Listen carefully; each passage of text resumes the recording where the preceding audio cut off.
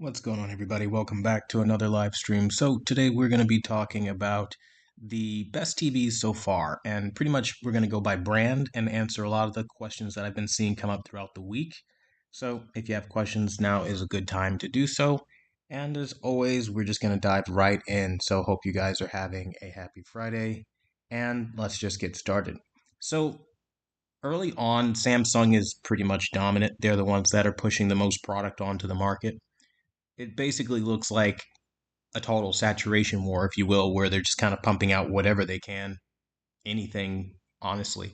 And I think that's one of the benefits as far as Samsung, right? They always push these products out. So if you're somebody that's looking for just like a quick product to something that's immediate on the market, right? Samsung's just going to have you covered basically right now for every price point.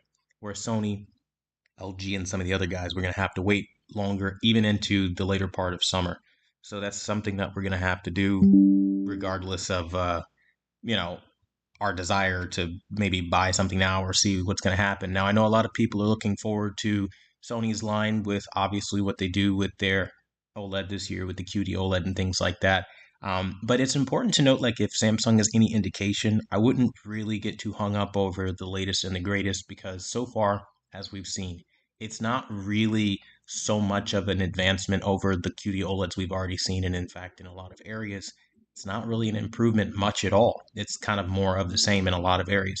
That's not to say that there aren't improvements, but I don't know that it's like, the massive $1,000+ difference in a lot of cases that it would end up being. And that's where we kind of have a conversation here where it's like, well, if I buy this product, for example, let's say the LG C3, for example, if I buy that, will I be better off than if I buy something from last year or so on and so forth? And there's a lot of question around that.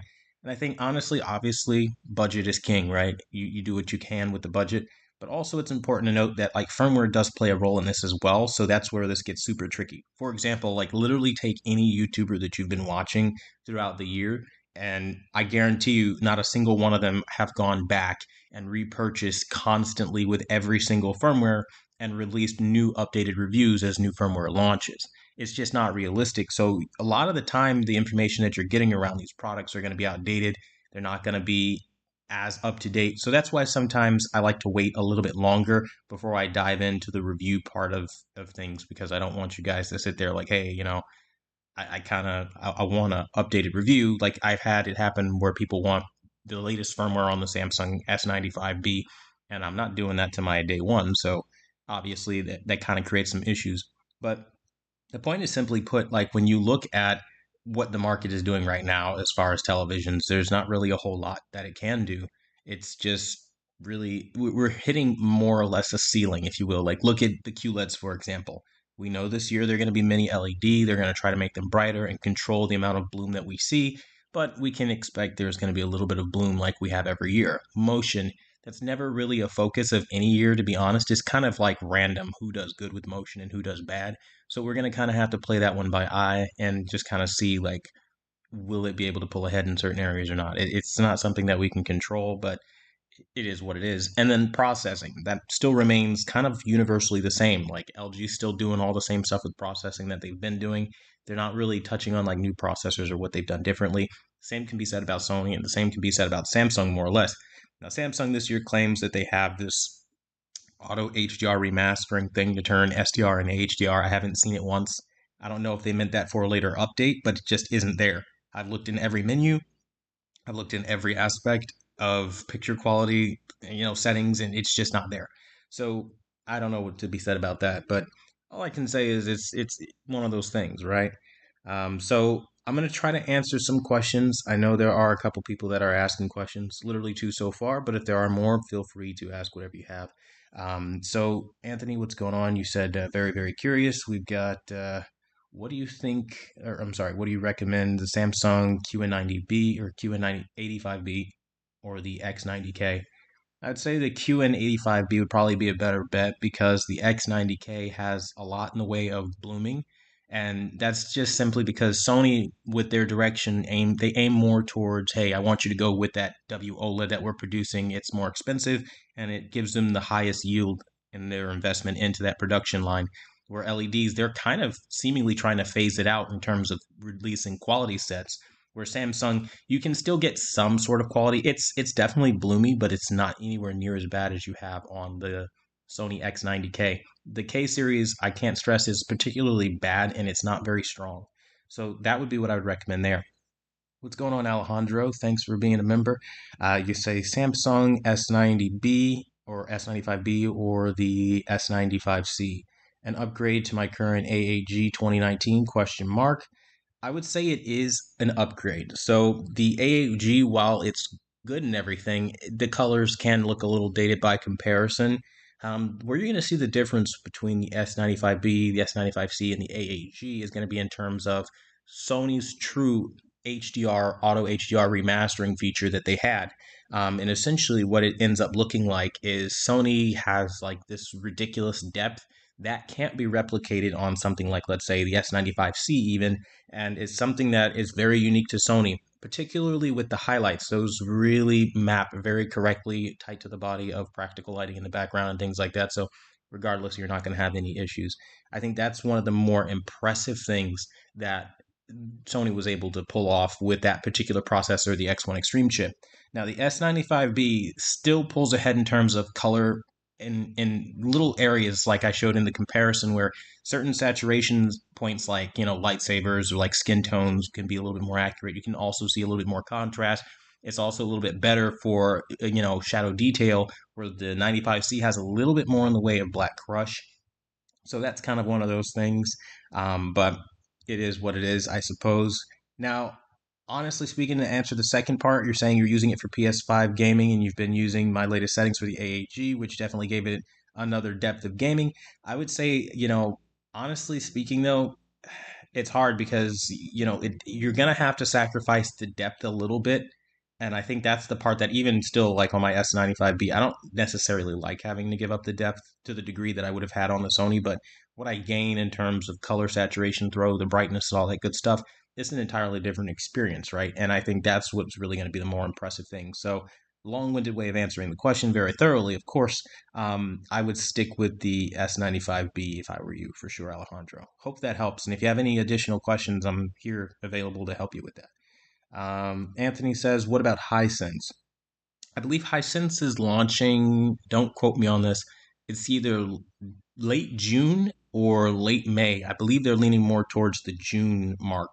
I've even heard some rumors for some models in sizes going out as far as, launching in July. So I really have to see what they do. But yeah, I expect them to bring their A game like they've done for the last couple of years here, particularly with the U8 series. Now, my big concern, though, immediately with Hisense is while we talk about their picture quality, their colors, their brightness, and all that good stuff, processing still remains a very weak point for Hisense. They haven't really been able to keep up with some of the other guys. We've seen things, little things like posterization. We've seen things like some motion issues that have come out of Hisense. And it's not necessarily good for over the air TV and things like that, where things can look a little bit more muddy. So their sharpening, their processing in general just needs to improve. So I didn't hear talks about them introducing a new processor this year. So I think that's still going to kind of be the same.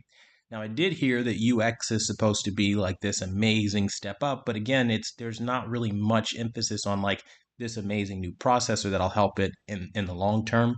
So I think that's where it's going to start to show a lot of its age. Even if the picture quality is incredible, my biggest concern with Hisense is that when it gets to like really challenging things, you're still going to see banding and all the other stuff that like kind of lower budget TVs kind of struggle with.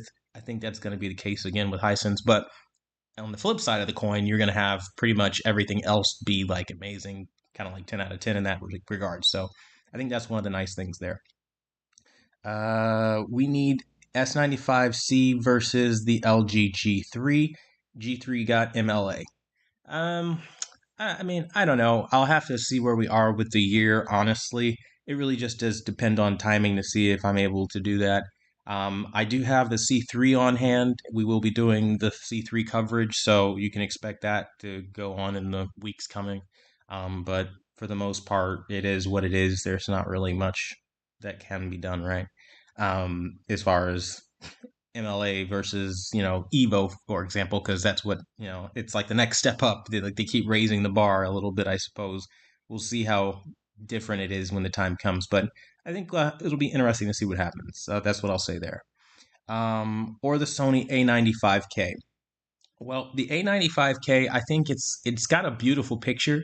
I really like the look of the picture, but the problem is when it's in motion, if you pause frames, you can see some ghosting that will happen in movies. For example, like in the comparison I shown, like with Spider-Man, I think it was like Away from Home or No Way Home or something like that. You can see these almost like ghosting, trailing. It's almost like weird interlacing, if you will, like that happens, and it's just so jarring, and that's what gives it that like almost dizzying effect because while when it's in motion, you can't really see that ghosting. When you pause a frame, you can totally see that kind of breakdown comparatively to something, for example, like the LG G3, which doesn't have that problem at all. So those kinds of things end up really affecting your overall experience. And so for me, that's why I would lean more towards the Samsung side of things. But it sucks because I do like what Sony does with the picture, but they have to improve the motion like desperately. I mean, that's just, the best I can say about that. Uh, TKK, what's going on, man? Thanks for stopping by tonight. You said Q just popped in to say what's up. About to get some Dragon Ball Fighter Z in locally now. Have a good evening. Max love. I appreciate it, man. Thanks for stopping by. Enjoy the session. I've tried cleaning my TV with TV cleaning spray and it just made it worse. What spray do you use? Well, the best spray to use is just water, honestly, in a spray bottle with a microfiber cloth that usually solves all your problems. With TVs, you typically don't want to get like custom solutions or like even chemicals really at all because what ends up happening is a lot of the time, like I made this mistake back in like, I think like 2016 or something like that where I sprayed it, I think, on the KS8000 with like a cleaner. And what ended up happening was it just started eating away at the finish that they put on. So you don't really want chemicals. You just want to use water with microfiber. And again, that usually solves all your problems and you don't get scratches. So that's what I would recommend. Let's see. QN95B versus QN95C. For media room, high end PC gaming plus media room, honestly, man, I would just take the leap and just go OLED because there's still a crap ton of blooming, and at that price point for both of those displays, it's just not worth it. And when I say blooming, I mean like your native contrast without any local dimming is so low it might as well be an IPS display. So when the local dimming kicks on, yeah, it'll be black around certain areas, but it's going to turn very gray very fast. And this is going to lead to like a very ugly look to your image, and you're going to be sitting there like, I'm not really feeling this. So I think honestly, you're kind of better off just taking the leap to their OLED if you want to stay with Samsung. Now, if you're a little bit more open minded, you might want to wait until the U8K this year from Hisense. I think that one probably is going to be something pretty special. Albeit, like I was saying earlier, it doesn't have the best processing, so you might have some issues in terms of, you know, banding artifacts, or like maybe you might see posterization a little bit more. It's not going to have the high end flagship processing kind of thing. So, seeing how you're more PC high end gaming for a media room, I would probably stick towards the S95Cs, even, the A95K or A95L, is it this year? Yeah, A95L from Sony if they fix their motion and stuff like that. But for high end gaming, you should be okay when it comes to things like that. Enoch, what's going on, man? Thanks for being here for over 24 months, brother. I appreciate you. All right, you said what's good, Quantum? I saw the Sony TV lineup on their channel, and when I saw the features, it allows you to shrink the size. I began to question why they would do that. It makes no sense. Well, a lot of it is just like we kind of reached a plateau with televisions to where they kind of have a lot of the similar technology being shared even now to the budget brands. So it's like, what really can you sell people on, right? The HDR fad is over. I don't think there's a soul alive buying a TV because they said it has HDR. Quantum dot, that kind of died out. Nobody's buying TVs solely because of quantum dots. They beat that into the ground with, the Samsung QN9, QN8F or Q8 series, things like that. And so they kind of have to reinvent the wheel. Well, the easiest way to do that is to say, oh, are you a gamer? Oh, of course you are. You like esports monitors? Well, I can turn your Sony into a smaller screen because it's uncomfortable to look at. And it's just kind of like it makes no sense to me personally, but some people will justify it or however they need to feel comfortable with it. But I kind of see what you mean. For me personally too, it just doesn't make any sense. What's going on, Craig? I appreciate you for being a member as well. And you said, hi, Quantum. Happy Friday. Happy Friday to you as well, man. Anthony, what's going on? You said, need to bow out. Thanks, Quantum. No problem. Anytime, man. Mark, what's going on? You said, are LG LED TVs still a player in the game? No, they haven't been for a while, honestly. I think they haven't been since they kind of announced OLED really, because their whole initiative is really, we're going to give you like IPS panels with gray outdated black levels that in a dark room are going to look like, barf all over your screen basically, and you're just going to have to put up with that. It's really not ideal. So they're not a player in the LED market, not even with QNED. What they do best though is like affordable OLEDs. I mean, like think about the A2, I'm sure this year the A3, right? Those TVs have immense amount of values. And I'm leaning more honestly towards the A2 because think about where we are in the year now, how we're in April. Those things are now being put on sale to move those units out to make way for the new stuff. You can find crazy deals on C2s, and even if you can find them still, C1s on things like Amazon and things like that. So I think like they're really good at giving you an extraordinary value at a great price and give you the quality behind it as well in terms of the black level, the motion, things that we want to see. So I think that's where they put their energy. Like it's not uncommon for like, under $1,000 easy to find a really good OLED from them. But their LEDs will cost a similar price point. You get a little bit more screen size, but it's a crappier experience literally all around. So that money tends to go shorter instead of longer, and I don't really think that that's worth it. Um, you said, cool, thanks for the help, sir. Love my AAG. Your settings brought the real, I'm sorry, settings brought, r- hold on. Your settings really, I guess you meant really brought the image to near 3D level or 3D like depth and great detail. Well, I appreciate that, Alejandro. I mean, my whole like idea here is to elevate, right? Always want to do something different, make sure that it looks incredible and we're getting what we paid for.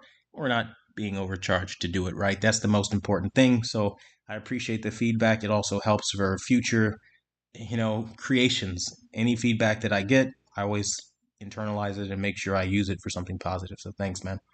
Um, how my question got skipped over Q. You didn't ask a question, not tonight. This is your first question. I literally answered every single person in sequential order as I do every live stream. So I don't know. Maybe you forgot something or you tried to put it through and it didn't happen. But yeah, bud, that's not a thing. I literally every live stream make sure everyone gets a voice. So try again. All right. So S90C or Q8FN. I'm gonna go. Oh, that's tough. I'm going to go with the Q8FN because they have the HDR Plus feature, which is unique to 2018, 2017, and 2016 Samsung displays. And the beautiful thing about this is it allows you to go in and change your SDR to HDR. But the beautiful thing about the Q8FN specifically is you're able to change the color space from, you know, the regular auto nonsense to BT 2020, which made it look way better than it ever would have on its own, or even DCI. So you have a lot more creative control. These newer Samsungs, the only way you can change anything is if you're already in HDR. But the problem is you can't force HDR. You have no HDR to SDR mode that like gives you the access to the color space. So you are very limited in your creative ability.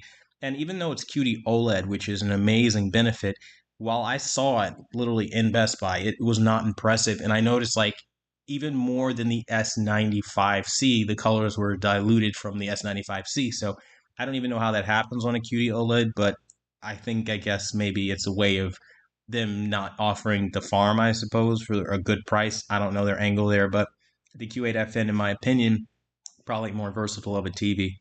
Um, shouldn't Hisense have shouldn't Hisense have the processing problem all ironed out by now? I mean, you would think, but these things are very slow in nature. I think until they come out with like an official like big boy chip, every company goes through that little phase. You have Sony with their X1 Extreme chip, that was like their first really great chip. And then you have, Samsung now trying to get into their whole like cognitive AI phase and things like that. And of course, LG every year with their AI processors and things like that. So it's a while before Hisense gets into their version of that, like, but like really serious. At least that's what I think. Hopefully they can get it ironed out, but I'm not very sure. You were saying color wise. Color wise, it really does depend. So yeah, what's going on, Neil? I thank you for coming out tonight. You said, how's it going? It's going. Hope it's going good for you, man. What's going on, Bex? You said thoughts on the new XR clear image feature on the XR models. Meant to clear up noise before upscaling to 4K, so the terrestrial TV should hopefully look pretty good on the Sony. And shout out to Brian. I hope I said that right. Uh, Brian. Yeah, I think that's a weird. I've never seen that spelling for Brian before. But what's going on, Brian? Brian Sandell, what's going on? Thanks for becoming a member and welcome to the VIP family. So my thoughts on the XR technology, basically the clear image feature. It's a lot like what they do on their Alpha line of cameras, where they use it to clean up the image and to reduce noise. It's just taking old technology that they've been selling since like 2013 and moving it into the TV world like literally like several years later. And the result, well, it is what it is. It looks nice, um, at least on paper, but we have to really test it and see what it looks like in the real world. So I can't really render a fair opinion until I actually get hands on and test these things and see, like, okay, this is making intangible improvement here, here, and here. Or it could just be like a total paper feature like Samsung with their Auto HDR remastered feature. So we really do have to see. But I'll definitely keep you posted, man. Also, how's it going, bro? It's going, man. Uh, are you Palestine or Israel gang? Um, Neither. If I'm being honest, I don't even know what that question pertains to. If I'm being honest with you, man, I'm just neutral, I guess. I don't have an opinion one way or another. I don't know if that helps. Um, I think you skipped over my question, bro, or if you answered it in the beginning, I didn't hear. The Grant family, I haven't skipped over any questions. I mean, what? Why is this the second time I'm seeing that? Let's go to all and let's see. Where are questions being skipped? I'm not seeing anything skipped. It didn't go through. This is your first comment as well. I don't have any skipped comments, so I can't help you there. It's literally as black and white as every single person in sequential order. I'm literally going down the list. I'm not skipping over a soul. So, nope, that's not a thing. All right, next question. Any $100 to $200 recommendations for a television? No. It's gonna sound really mean, but I would just try to save up at least a little bit more. Come back at it with like $400. You can get a good TV. Going at it with that amount of money, you're not gonna walk away with anything worth buying. That's just honest. Never seen it, Grant. Yeah, that's kind of where I am too. I have a lot of people that are saying like, "Oh, hey, you missed my question," but I never saw a question. So I don't know. Maybe you meant to type it. Maybe there's a glitch on YouTube. It's not unheard of, but it ain't on me, man. All right. So thanks, Quantum, as always. No problem. We got High looking at the QN90B or QN80C. Uh, I mean, those aren't really great if I'm being honest with you, but I would probably lean towards the QN90B because TVs honestly are just getting worse. So yeah, $500 difference, and then we've got LG C2 or S95B. S95B because of the motion problems on the LG C2, particularly when you have things that resemble ribbon twirling. That doesn't look very good, and it tends to be a problem. I was watching Demon Slayer when I discovered that, and it was a pain. So yeah, that's what I would recommend for sure. Will you review the LG G3? That'll probably end up coming at a later point in time. But so far, based off of what I've seen, they haven't really done a whole lot to address one of the big concerns I've had. I mean, obviously, you have to purchase the stand separate a la carte, which sucks. But when you do purchase the stand a la carte, it has the same tilting behavior as the last year's model, where there's a tilt backwards. It looks really stupid, and it's definitely noticeable. So that's something that I didn't like. We'll see if they fix that. I don't know, like maybe the G4, but it'll probably come later on. I mean, I see a lot of people being very excited about the G3, but if I'm being very honest with you, I don't have that same opinion. I just think it's something trendy for the now. They say MLA and now everybody wants it.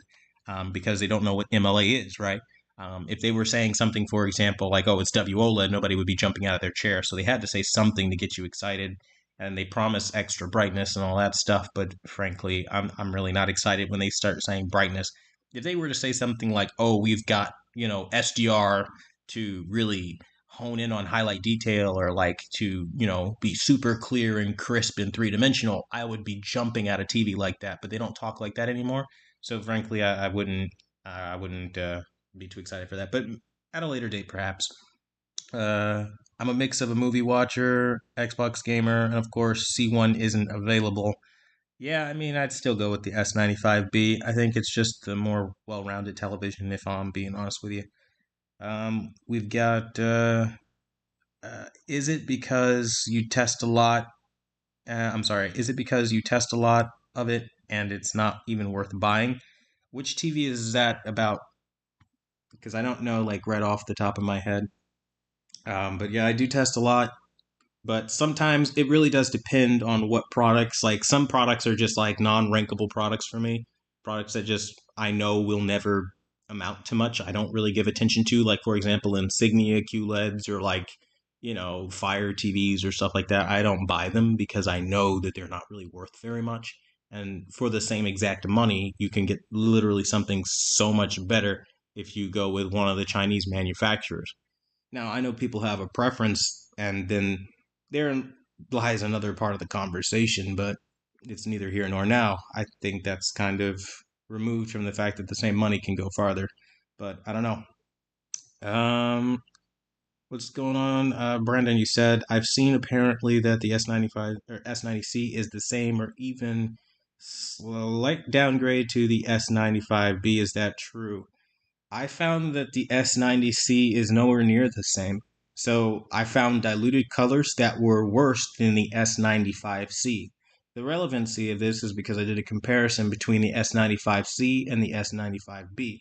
The S95B, when it comes to vibrancy and saturation on the day one firmware 1098 to be specific, had the more luminous saturation throw. It was very impressive to the point where I was almost shocked watching it and seeing like there's a big difference in Samsung's direction, going with the more muted, toned down colors for the sake of making things look more dull. I don't know why. Now they call it Pantone verified, but it really didn't look all that impressive compared to a day one Samsung S95B with the same certification. So that was very interesting. And the S90C, by comparison, is even more desaturated than the S95. So no, it's definitely not an S95B. It's definitely a downgrade, and I definitely want to articulate that for sure, so you don't like think that you're buying like the predecessor, even though they look similar. They definitely are not. Now you were saying, is the S90C going to be better than the C3 or even the A80L? I can't answer the A80L, but the C3 is, the next TV that we are going to be reviewing this week. I think shortly after this video, I'll probably put one up about the C3 in some capacity or another, and that might be able to help out with the question you have there. Um, uh, Grant, you said awesome. Thank you. No problem, man. Hisense over Vizio. Yes, always. Vizio is kind of dropped off. They don't really try very hard anymore. Hi, I have a question. My mini LED TV 65-inch gets too hot on when you use it for about an hour. Is that a problem?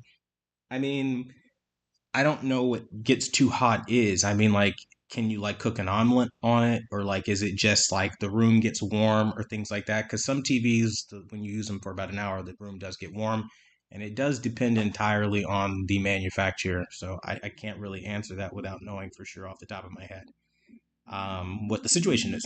What's going on in the Red Hood? You say, hey man, how much better do you think Hisense TV will be in comparison to the U8H? I think it'll probably be a noticeable difference with the way that they're talking. It's the first year they've ever come out and just straight up in the face of every competitor really said, "Hey, we're the king of mini LED this year, and you're just gonna have to take it," kind of thing. So we'll see what that ends up being, but if anything, it'll be pretty good. Charles, what's going on, man? You said, hey, Quantum, hope all is well, or hope all is good. What do you recommend in the 77-inch market? I mean, I'd probably go with the 77-inch S95C right now. That's probably the one to go with if price isn't really that big of a factor. Otherwise, I try to find like an LG C3 or C2, or if you can swing it, like you can find one, get a C1 for sure. Those would be the top things that I would do at that bracket, at least. When we talk about OLED and things like that, LEDs, I haven't really found one that I would put my hat on and say, yeah, that's a really good LED. So I don't really have an option for that. Also, do you think monitors give better experience and performance than the higher ones, or higher end TVs? I don't really like monitors very much. Monitors kind of are behind televisions in almost every aspect imaginable, and when they're not, you have to pay a ton of money for them, and it's not really worth it considering the screen size that you get for the amount of money that you're playing. Love what you do, playa. I appreciate that, man.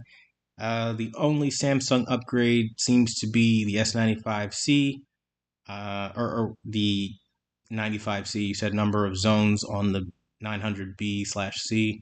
900C, same amount of zones as last year. S95C is not better than the B, and the QN90C is a downgrade by switching to ADS. Yeah, it's not an ADS panel. That is misinformation from B, the installer, classy calibrations, tech with KG, the list goes on. It's called plane to line switching, and it's a custom in house type of IPS panel created from Samsung in 2010. I don't know why they insist on challenging me on this. You can literally right now go on rtings.com and find the same information if you look up like how to identify the panel structures. It's the biggest, most vexing misinformation piece these jokers have put out. And I'm not going to lie, it kind of pisses me off a little bit because I've already explained this like 1,000 times and people still say it's ADS. It's not fucking ADS. It's IPS. Sorry to cuss, but like I'm tired of hearing that. It's really common sense at this point. Like go look at it. It's there. Like nothing against you, man, but like please, if I have already told you what it is, don't come back with something somebody else has told you, which is blatant, verifiable misinformation. It's independently verifiable at this point. So that'll definitely trigger me a bit. All right, moving on to the next question. You said thanks. And then I think certain words are banned on your live from higher ups because when I talk about motion and SO effect, it doesn't let me see it. I don't know, man. I don't have words banned on a live stream. It's just anybody can kind of comment more or less as long as it's appropriate. But again, it was kind of like your question apparently got skipped earlier, but you also didn't ask the second follow up question for whatever reason. And now you're saying like certain things are banned from higher up. So either you're fucking with me and you're trolling me, or I don't know, or somebody's just got it out for you. Either way, it's got nothing to do with me at this point. So I don't know. So hopefully this live stream helped you guys out. I mean, I'm kind of tired. I'm not in the mood right now. I'm kind of getting a lot of aggravating questions and things like that in terms of like people saying ADS, people like literally just like I don't know. I don't know. I'm just running out of patience, frankly. So I'm gonna end the live stream and I don't know, take a walk or take a drink or something. Hopefully, I was able to help you guys out and just tune in next week, next time for the next live stream because you know